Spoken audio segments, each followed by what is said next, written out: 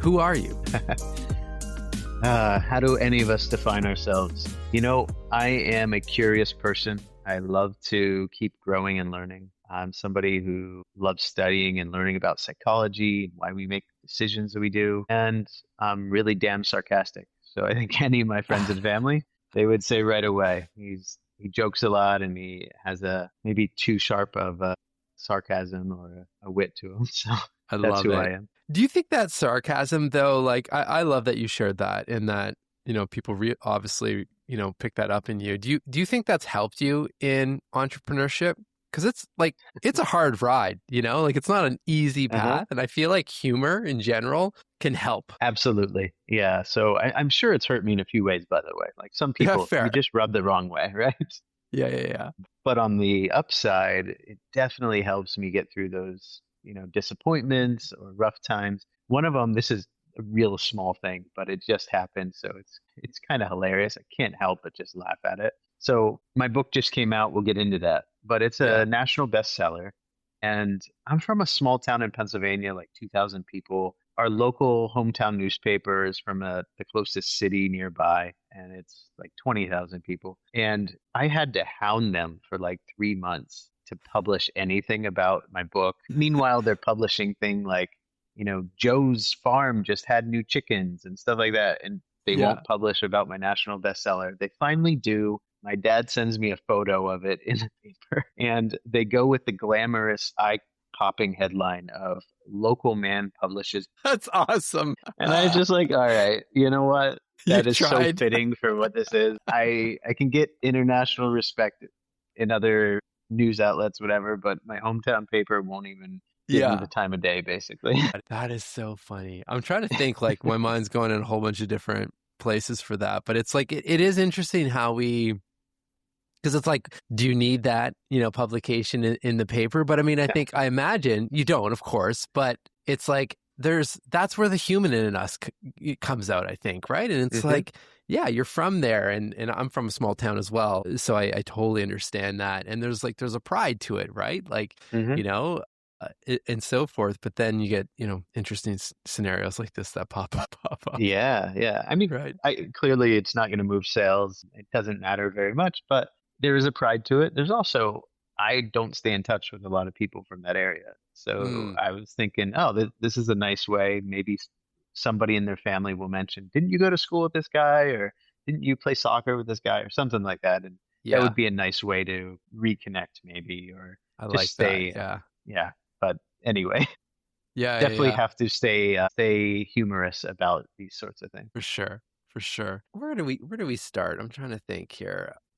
One of the questions that I had thought about, just because you've been, like you've started multiple companies and you've been on this entrepreneurial ride and path for a number of years now, and had, varying degrees of success and so forth. And we'll get into some of that as well. But I wonder if you look back from where you are today and look at the version of you that built some of those early companies versus the one that is building right now, like what version of Colin kind of had to die to be able to do what you do today? That is such a tough question. All right. So I'm probably on version 160 by now. Fair. And I would say the version that had to die, first of all, was the one that just saw himself as an engineer, as kind of, I'm super technical and I want to do programming. I studied computer science. So that's an easy answer. I had to kill that one off and get outside of my comfort zone, which leads to another version that I killed, which was, there was a version of me that was very scared of taking those risks where I'm personally vulnerable versus just the venture that I'm working on is a risk. What do you mean by that? And so attaching my reputation to it, being the face of it, putting out my thoughts and my vision for things versus just putting out a product. Those are all elements that I had to get over, kill, whatever terminology you want to use. That's hard. I've been in the place of, like, remember when I shut down one of our companies and there was a lot of outside success to it. Like, it was like an identity deletion in some kind of ways. It was an app, Yeah. and it was like, holy smokes. And I didn't, realize it going through, but it's like you really, I think it's hard, like, because you invest so much time and energy and all kinds of resources in, like, this is going to work. Like I'm doing everything to make this work. And then when it doesn't in certain elements, it's like you've personally failed in some capacity, right? And people see that and just judgments and so forth. Isn't it so hard to disconnect your identity from your business?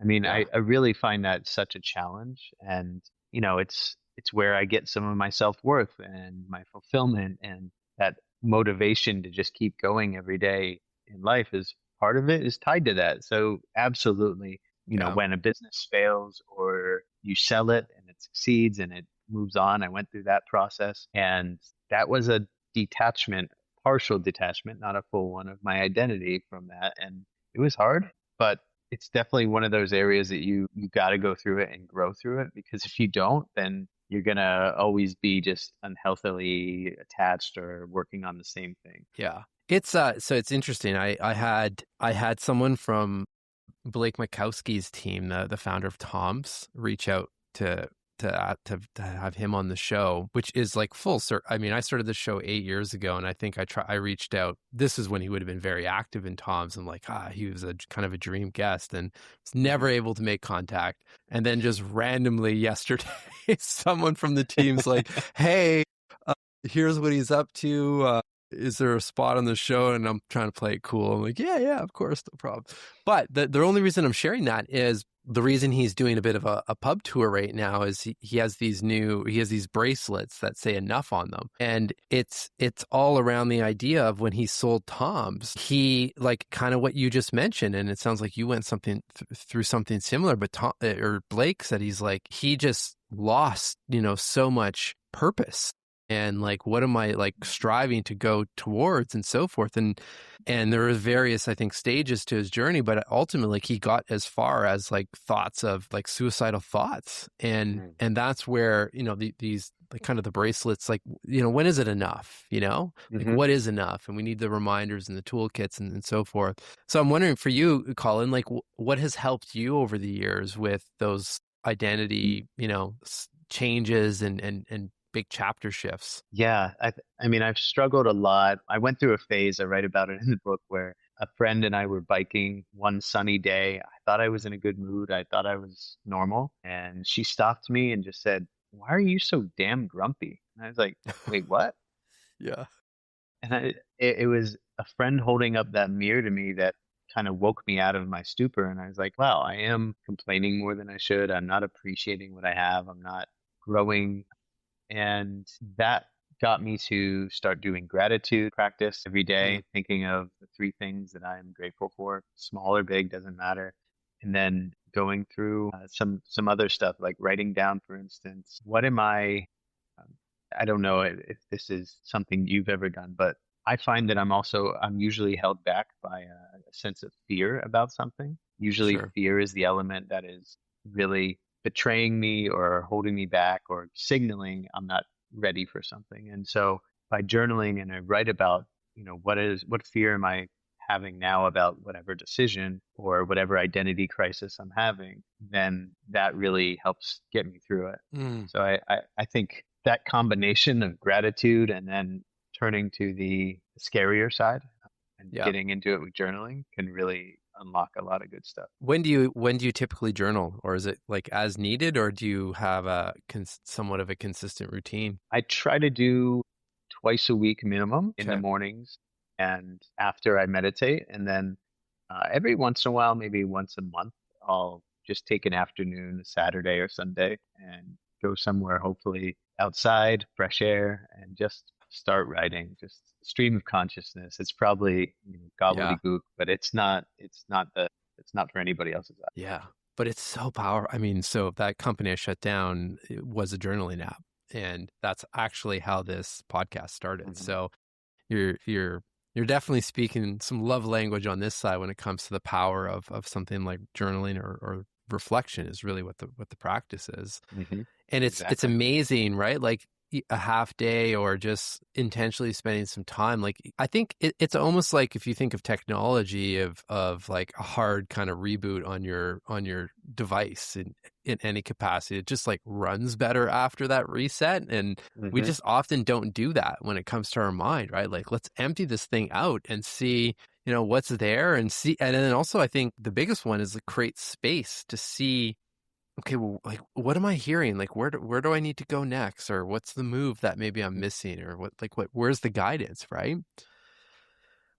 Has there been anything that's come up? Go ahead. Go ahead. Well, I love that. To me, it's kind of like, meditation and then journaling can kind of be like I'm closing all the apps on my phone. Yeah, And totally. maybe a good sleep is, that's the hard reset. That's the rebooting Yeah. the phone.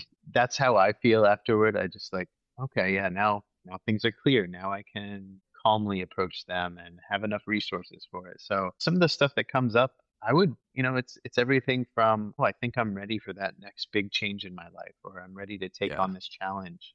This year, I'm trying to decide what are the different options and where would I want to settle down and plant roots. So I'm Mm, nomadic, and trying to figure that out feels like a big decision. So I'm trying to work through that and why it feels like a big decision and should it even be and all that stuff. So that's just one aspect, yeah. but it's a new thing depending on what's on my mind, what's bothering me, or what is, getting me excited sometimes. Sometimes I just need to journal because I'm like, I love this thing that I'm working on and this is so cool and I want to Yeah. just capture that. Yeah. Equally so important. So where did the idea of the book come from? Like why, as you know now, it's not like, I mean, you're already doing hard things in life, like creating products and companies and so forth and running teams. It's like that's not the easiest thing in the world to be doing, but and neither is a book.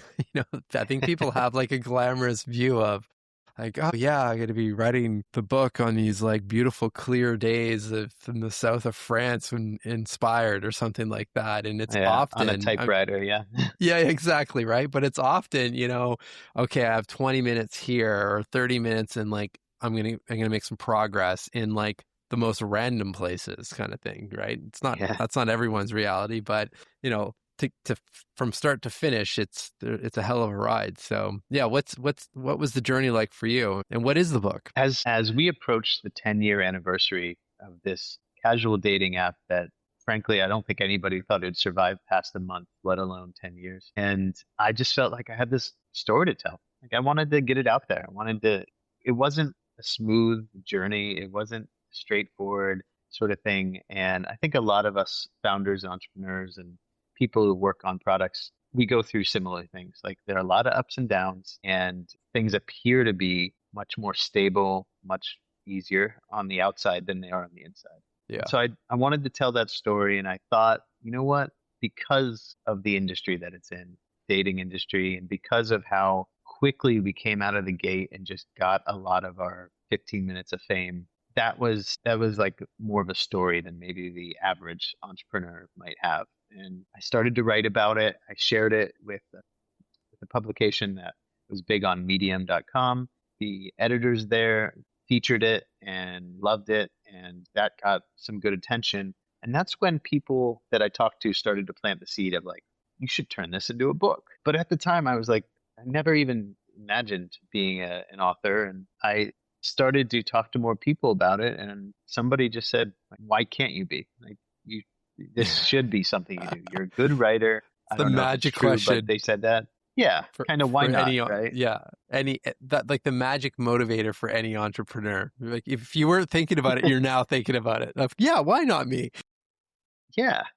Yeah, And the more I thought about it, journaled about it, all that stuff, the more I realized like I did always enjoy writing. I kind of I wrote for a newspaper in college. I occasionally would publish something like, I published a funny take on the 36 questions to fall in love, which okay, was this viral post that was all about it's like a psychological experiment they ran to draw people closer together using these 36 questions. And so I that took off, and then this 10-year anniversary post. So I had, bits and pieces that I was thinking this could be fun. I might enjoy this. And then I had those challenges from a few people. And finally, I was just like, you know what? I'm going to give it a shot because the idea of sinking my teeth into something completely out of left field was just intriguing to me. And Yeah. that's how I did it.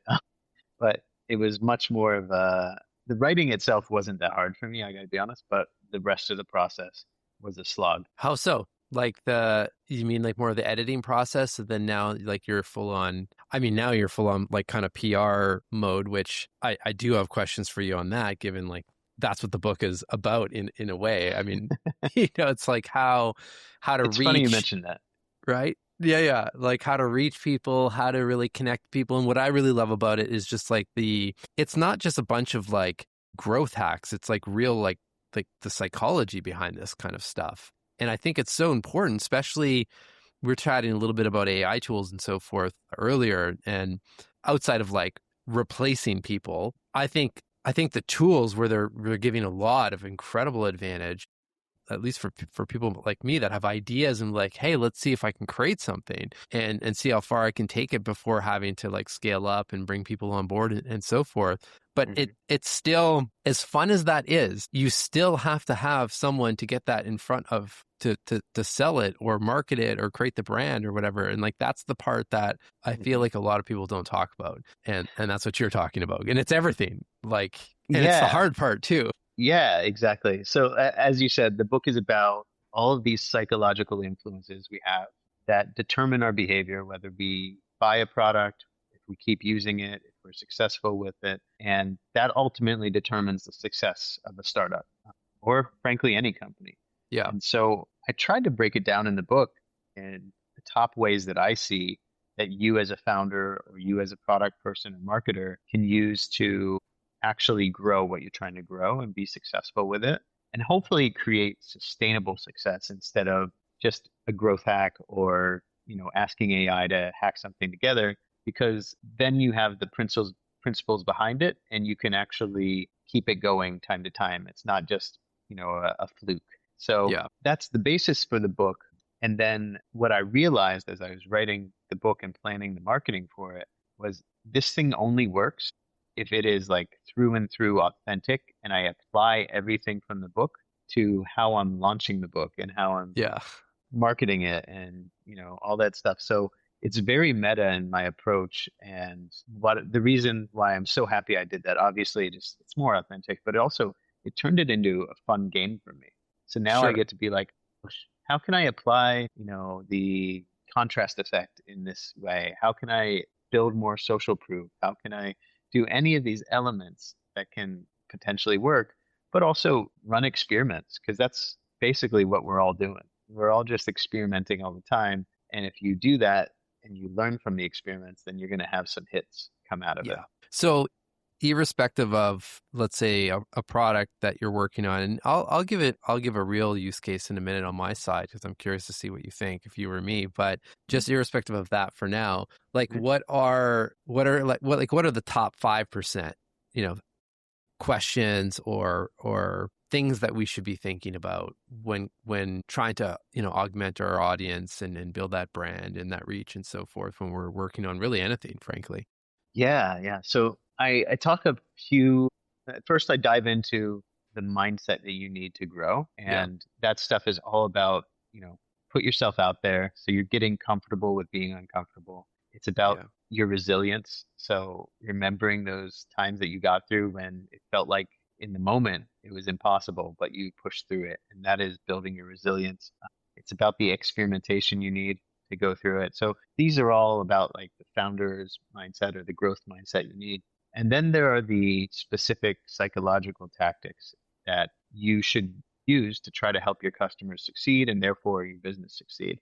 So some of the top ones that I like to talk about is one, you need to start with having empathy for your users. So Mm, without empathy, none of this stuff can work. If you are just coldly looking at it like biographical data, or you are just chasing money, revenue, then that's not going to be sustainable. You might find a few hits here and there, but your yeah. your hit rate, your success rate's not going to work. And frankly, I've seen so many people just chase it blindly and burn out because they're building basically a house of cards instead of something with a foundation. So it starts with empathy, goes to understanding. So you have the empathy. So then you want to better apply that empathy to understand what's going on in their life, what's going on in their head, what is their Yeah. motivation when they're in this area of your product or service, and where are they even using your product. So, mobile apps, as well as I do, I'm sure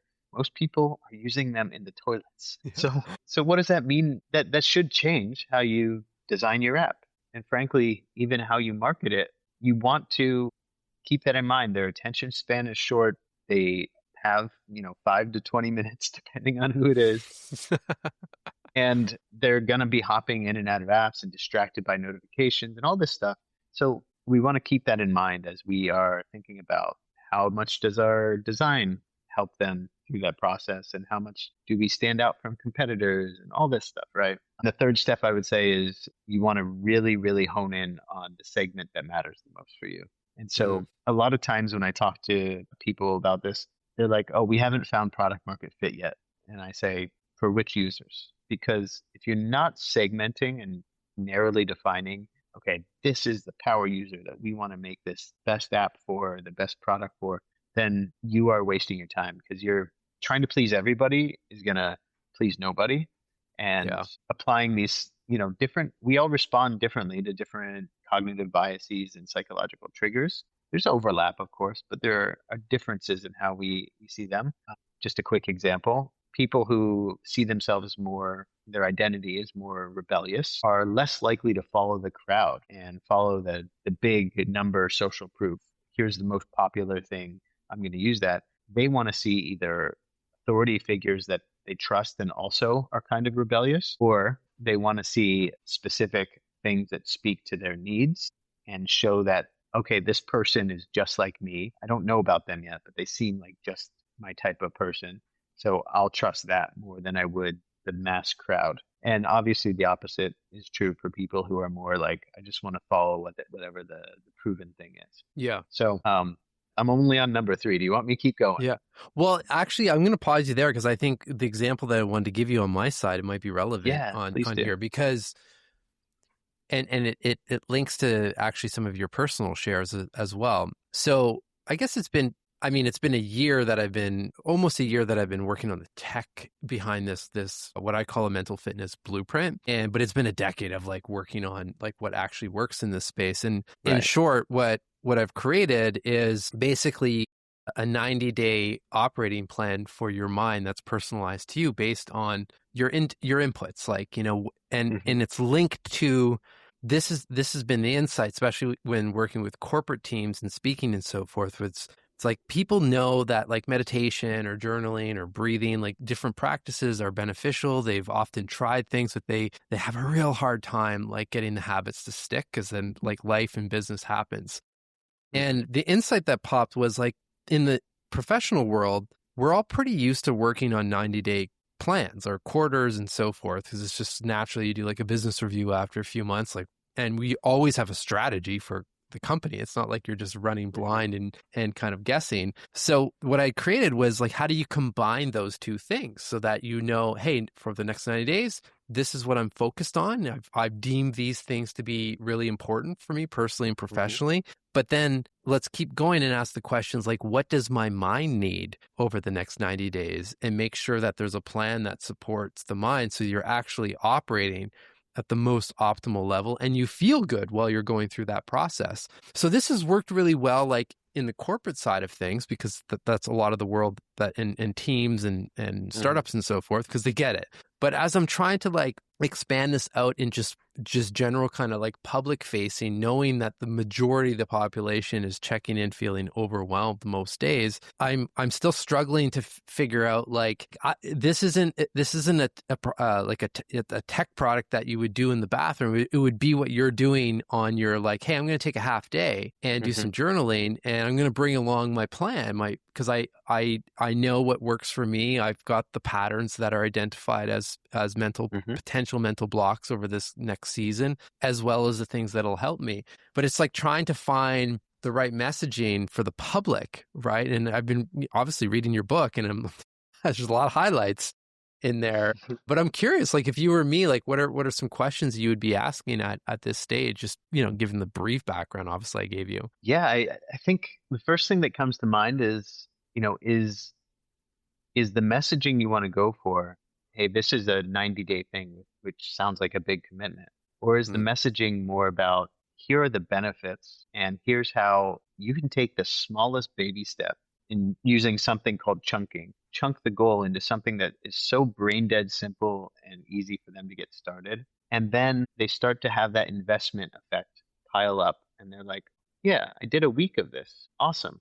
Now let me expand it. Let yeah. me keep going. So it would be thinking about, is your goal to get as many people who can into the top of that funnel and then to get started? Or is it to market to those who already are like, I know I need to do this. I just need the right plan to make sure I get it done and do it well, which is, what that sounds like. So that Well, would be that would one be, question I would yeah. ask. Yeah.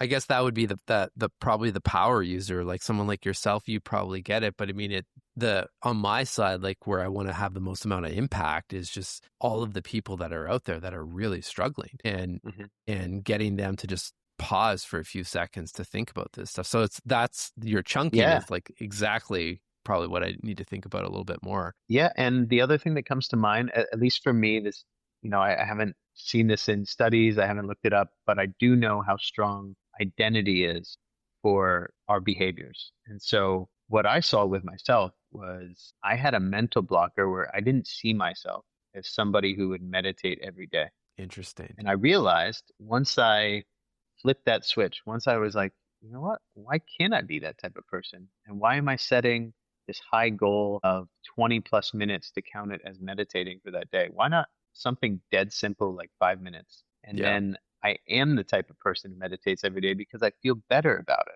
Now, I'm not saying everybody needs to meditate if you're listening, right? It's more about Yeah. whatever that identity, how you're seeing yourself and what you're telling yourself, the type of person you are, or the thing that you have time for or don't have time for, that is part of your mental block. And I think if you start with your customers or even your potential customers at the very, when they land on your site or at the app, just try to reposition and reframe their identity a little bit and be like, you might think you can't do this or you don't have time for this or you'll do it next quarter, next year. Yeah. This, you can do it. This is something you can do now. And that sort of reframing might unlock a lot wider market view, but also a lot more success for those that come into to your experience. Well, and I imagine, like even like on your side as well, and the products that you have in the current company, like I mean, it's the world we live in. We live in these little micro moments, and if we Hmm. can infuse what I would call like positive micro moments with people, and like Hmm. on your side, I'm assuming like connection and belonging and all that kind of stuff. Hmm. Over time, that stuff just stacks. And then to your point, like the meditation example, then it's, well, yeah, of course I'm like, this is just part of my regular routine, which is interesting. The whole 90 days came out of the insight or the realization that people have a hard time saying like, oh yeah, well, I'll just meditate from now until the end of eternity, which of course would be great, but then no Right. one sticks to it. So I'm like, well, let's just take it as a season and 90 days. But even at that, it's still like too much, for the general public. But again, teams and companies Hmm. seem to really resonate with that. But I think it's like the daily. And we saw this Hmm. with our journaling app. We had a daily question, which we kind of lifted that idea from Calm of having a daily meditation, which is Hmm. what resonated, I think, was used 60% of the time on their app, on their home screen. And like that was the thing for us that started to move the needle too. It's like just a daily question to help build the habit and the check-in almost, right? What's worked for you Yeah. guys? Like what are some other things in real life that's been really successful to grow the user base and success of the company? Yeah. So for us, a lot of what we have found is successful is basically mapping the user's mood throughout their journey when they're using our app. And we map that by doing ratings, in-app surveys, in-app satisfaction prompts, user interviews. And we try to understand what is their motivation, of course, and then what is their mood and happiness, their sentiment throughout that journey. Mm, The reason why it helps us is because then we brainstorm and then we experiment with, okay, well, in this moment, a lot of our users are, let's say at the beginning of using a product because they had to go through the hassle of downloading it usually or signing up. Users are usually at their most hopeful. They Yeah. they hope you can solve a problem for them or add something positive to their lives. And so that is a good time to try to test out things that align well with that hope, but also get them on the track to that successful point. That's when you make some of your biggest asks. For us, it is about creating richer, fuller profiles for our dating app so that they are not going to default to the laziest thing. Oh, I have one photo.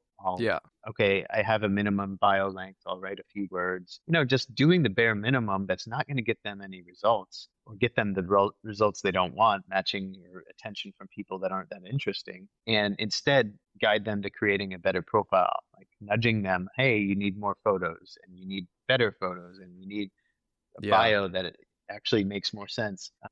So deeper investments in these moments, I call them minor magic moments. So it's funny that you're talking Yeah. The about magic micro moments. happy moments.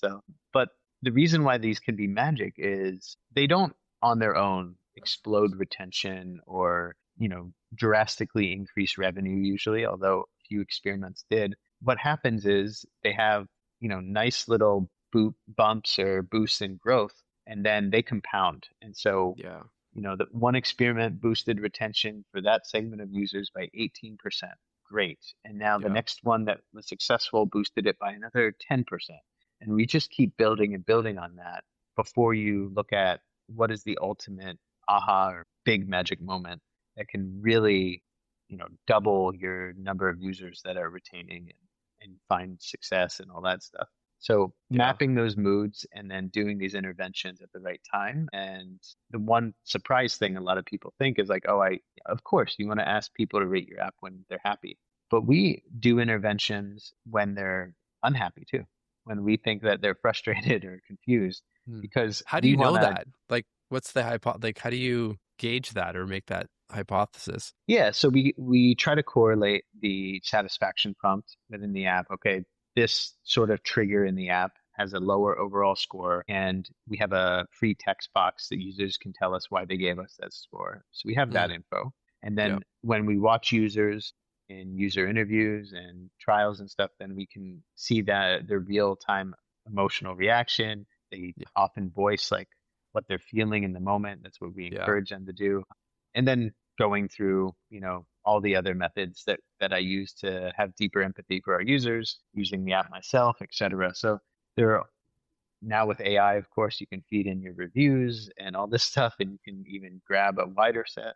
So you kind of know what are the frustration points or confusion points, and then you can try to test out interventions that can take advantage of that. So one that we did was, and this was with another app, another dating app, we did, hey, like think it was, yeah, it was like after the onboarding process when they were trying to match with other people. We would ask them, is there a feature that you're missing that you would love to see here? And giving the voice to the customer and letting them be like, oh, I'd love to do this or I'd love to see that. Even if we didn't implement it for a long time, which we didn't all the time, that basically created a deeper connection with them, For let sure. them feel Yeah. You're heard. listening. And then, yeah, so there are opportunities even in those negative emotions, that part of the journey for the users. And you just need to figure out which ones you want to test out. And how did you kind of pivoting to what you're in? Well, I mean, this is all present day, but I mean, if I think of what you're doing for the book, like what you personally, what did that look like? Like, did you do one of those half day sessions? Kind of like, okay, here we go. Like, book is written or almost written or in editing, and like now you start. I'm in that phase right now as we're doing the final touches on this Hmm. on the manuscript. But it's like now your brain has to switch into the next mode. It's like part two of this whole book journey, right? So, like for you, like what questions were you asking, or how did you start flipping this methodology and what's been really successful in the tech space for you into like book world? Yeah, so the first thing that came to mind is that context switch can be very hard.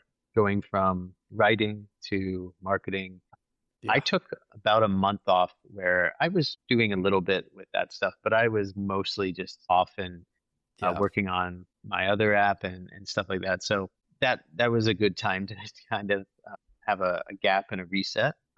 I also am the type that when ideas come up, I need to write them down. I need to record them. So throughout the whole process, I was collecting, okay, here's an interesting idea. I don't know if I doubt I'll do this now, but when, I came up with some crazy ideas. Like I could post on my LinkedIn that I'm now on OnlyFans and somebody discovered it and I need to get out ahead of it and be like, Yeah, I'm yeah, sorry, like somebody, is going to expose me. I'm on OnlyFans. It was a crazy idea. I didn't do it. But the reason why I bring that up is it's like you want to record all these ones and then you have a central place and then you don't feel like it's so daunting to get started because you already have yeah, this yeah. this started, right? You already have your notebook or whatever Yeah.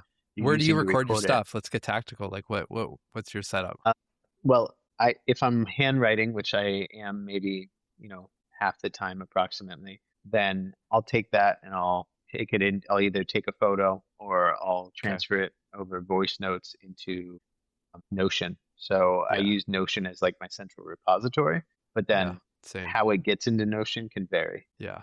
Yeah. Just to geek out on Notion for half a second, because I've been having fun with this, but so I use Notion as well, and I've been using Notion, same kind of like what you're like, especially with the way that you can capture meetings now, and it's so Hmm. easy capturing ideas or like check-ins throughout the week. And then I created this skill through Claude that just goes in at the end of the week and reads all of the Notion meeting transcripts and set Oh, it up to nice. like, just surface. I'm using it more of like having a Tony Robbins in like my back pocket kind of thing, and be like, Hmm. first of all, let's surface like the awesome things and the wins, and let's just list them out. And but Hmm. then make sure to surface like knowing everything you know about me, what I'm working on right now, the ideas and thoughts and things like that you don't want to forget about, and like that you want to Hmm. kind of pull through and either action or be like, okay, I can go back to that. And it's been so powerful because all you have to do is just capture the data and then run it.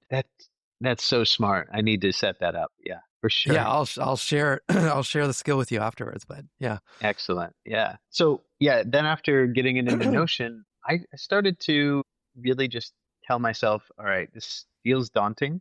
Yeah. There's a fear of it, especially because the book is, partially about marketing, getting attention, and how to be successful with that Yeah. stuff, right? So it would be really sad and ironic or damning if my own book was just a complete flop. Yeah, And yeah, so yeah. Yeah. that that was part of that fear, but then I realized, oh man, but this is like a green field that I can just completely run in and have fun and test out all this stuff and do crazy stuff, maybe, even like the OnlyFans idea, but Sure. just test out lots of stuff and see what works and push myself to try new things. So again, I think it started with this like shift in the mindset and shift in the reframing of what it should be and what I could do with it rather than what is the goal and how do I, map a chart to there, right? Yeah, yeah, yeah. So for so far, because I know you're still in it, but I mean, congrats on bestseller lists. Like, so that when that Thank came you. in, you're probably like, okay, there's one step. It's Yeah. definitely not a flop from that perspective. I mean, I think anyone that actually gets a book to market and publishes like that in itself is a huge accomplishment. But I totally get what you're talking about. If you had to pick so far with what you have now as data, and you just had to identify two things that you would 100% do if you wrote another book or advising someone who is writing a book, what are those two things that come to mind? Yeah. The first is, every Local author, media, hometown media. Just kidding. yeah, that clearly moves the needle. Oh man. First thing is definitely I would spend as much time thinking about how am I going to enjoy the process? What am I trying to enjoy about the journey as I Yeah. would about what am I going to capitalize on here? What am I trying to do? Like, everybody in the book industry asks you like, all right, what are your goals with this? Where do you want to take it? Do you want it to allow you to charge more for consulting or become a speaker, but all that stuff, get board seats. And I was like, yeah, a lot of those sound good, but nothing is really like ringing to me as the one true thing. And so what I realized maybe, partway through, and I would do it from the start, is like, why am I doing this in the first place? What is the joy in this? And Yeah. the joy for me was I absolutely loved, it was hard, but I loved the research aspect of and the writing aspect, just getting deep into a topic, putting my thoughts out, refining it, coming up with clever stories and twists of turns of phrases and like everything do that is part of the writing process. I really like that. And it was intense, but it was so fulfilling. Yeah. So that is a big part of it. And then the second is definitely use a lot of the principles that I talk about in the book and otherwise. Chunking was so important. Time boxing for the first few weeks until I built the muscle and I knew I could be an author. And I basically had 2 hours every day at the same time marked on my calendar. And that was advice from some other author, I think. And for the first 2 weeks, I stuck to it and I nailed it. And I was hitting my word count goal that I worked back from with chunking. And then I realized, like, man, I can do this. I don't need to do that same time every day. I'm gonna do it when it fits in my day, but I'm gonna hold myself to it. And that was enough. Yeah. Just set up your system and build those muscles and then remember the joy in it. So that's the creation part, but I'm curious on the promo side of things and like getting the Oh yeah. word out. What, there's a lot obviously that I think that kind of stacks up to create success in whatever however you define success. But if you say like the non-negotiables for you doing another book or whatever it is, like you would do these two things as a promo Okay. strategy. Yeah. What Yeah. what comes to mind? Because I think we could use this across like multiple disciplines. That's why I'm asking. hmm I would have started the marketing efforts and outreach earlier. Whenever you're relying on somebody else who needs to, one, notice you, two, say yes to you, three, schedule something with you, it is Yeah. so hard. And you just never know when it's going to come through for that person, if it was the wrong timing, if you're not quite impressive enough yet, or whatever it is. Even some of the people that I know love and support me, it just wasn't good for them at the time. And then they circle back 5 months later, 6 months later, and they're like, "Oh, so cool, your book came out." And I was like, "Yes, yes, it did." It's So yeah, so start earlier, start very early on that, and just start building that with podcasts specific to the book, right? yeah. Podcasts, newsletters, conferences. I could have lined that up, like being in person and meeting people one on one, both potential readers and the conference organizers and companies there and all that stuff. Mm. That has really unlocked a lot, but I was putting it off because I was like, nope, tunnel vision, get the writing done, and then tunnel vision, plan the marketing instead of let's get out there and really start, doing the outreach when other people are involved because you never know, like I said, when it's going to come through. Yeah. What do you think ultimately, I mean, maybe this is a hard question to answer, but what do you think moved the needle most when it comes to the USA Today bestseller? Like what is that a number of copies? Is that like, I don't know. I know a little bit more about the New York Times bestseller list and hmm because I've been looking into that, but yeah, like what contributes to hitting a list like that? So my understanding is USA Today is purely based on the number of sales that each book did in that week. And Okay. they do try to capture in all formats except audiobooks. So Okay. print, hardcover, and paperback, I mean hardcover and ebook. But Okay. I heard that maybe the ebook sales are undercounted or not as important. So it's Yeah. the purest measurement or bestseller list based on that. New York And all Times, within I the heard within launch week all or does it within matter? whatever that week is. So Oh, okay. you're competing against books that are ancient. Like, Yeah. first of all, mine's a business book technically. So I was competing against Atomic Habits. You know Yeah. how damn big that book is huge still. It's still selling many, many copies. It sold Yeah. millions over its lifetime. And for that one glorious week, my book was above it. Good for you, man. But then, of course, Yeah. his has massive staying power and it's really impressive and all that stuff. So, Yeah. it was just that one week. But what else? New York Times one is based on editorial discretion and, Yeah. Yeah. their thoughts. Some people do think it's based on connections too, and like, do they think it's culturally the right fit at the right time? And then also sales. But you'll see some stuff that they estimate the sales are like 1,000 in that week, pretty low. And then you'll Yeah. see others that it's like 20,000, but they didn't make it on the list. Yeah. And Yeah. Yeah. so it's kind of like, yeah, it's a little different. So for me, I think what moved the needle was one, I really, really hustled and got endorsements and a forward. And those took me many, many months of rejections and Yeah. disappointments from people who said they would do it but then backed out, and all that Yeah. stuff, and just really doggedly following up with people, which is a big Were chunk of you it. able to get them involved post like endorsement too? Because there's one thing to have A the little bit. blurb, but like then Yeah. I imagine what really probably helped is if they like posted or shared about it. And again, like Yeah. this, we're talking about books, but like this could be an endorsement really on anything that you're building. And I'm always trying to figure out like step one is almost like, yeah, you have their name and the social proof and the credibility is there. And that's a huge thing. But then it's like, how do you make it a win-win for everyone that, you want, like they want to talk about the book or they want to Yeah.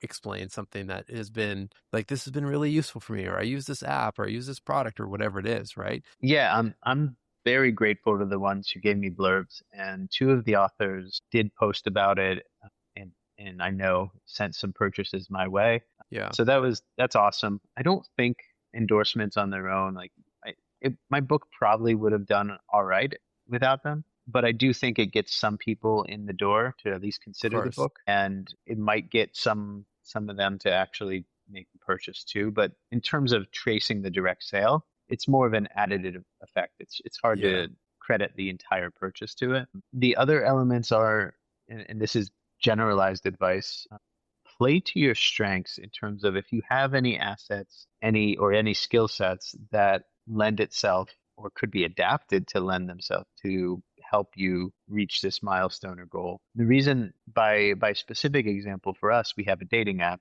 It doesn't sound like a good fit for selling a business book, but we tested out dozens of different messages and tweaks on how we can make it appealing to our user base. And we have a Mm, steady stream of our users who are buying my book because they're coming through the top of the funnel, which is our asset, our strong point of yeah. dating app users. So it's the same thing. If you're really good with, being public facing and talking, then play to that strength. If you're better as, a writer and you just publish, then go the newsletter route and really build that up, or partner with other newsletters and give them a win-win.